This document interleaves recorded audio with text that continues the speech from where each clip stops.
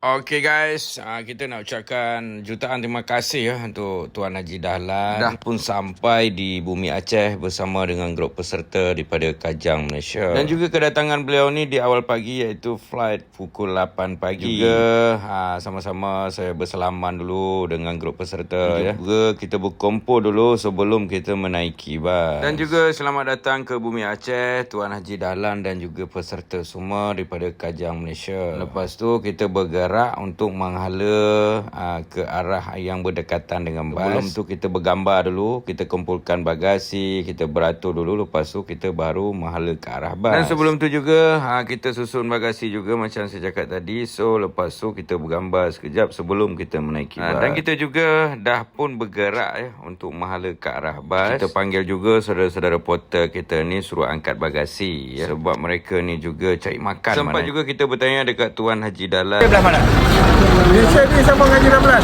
Okey, belah Kajang. Ni orang Kajang. Orang Kajang sampai. Okey, alhamdulillah. Selamat datang ke Aceh untuk grup peserta semua. Mudah-mudahan semua dimudahkan segala urusan tu Haji Amin, amin. Untuk tuan dan puan semua. Terima kasih. Okey, assalamualaikum. Jom kita naik bas. Dan juga dimaklumkan juga Haji Ramlan ni yang sebenar dia adik daripada Tuan Haji Dahlan. Kita nak ucap terima kasih juga untuk Tuan Haji Ramlan ya, yang bermakna datang dulu. Lepas tu pula datang pula abang beliau iaitu Tuan Haji Sebelum Dahlan. Tu kita pastikan juga antara bagasi-bagasi yang dibawa tu tak ada yang tertinggal dan kita pun menaiki. Dan terima kasih juga untuk porter yang telah mengangkat. Terima kasih sahabat Tito.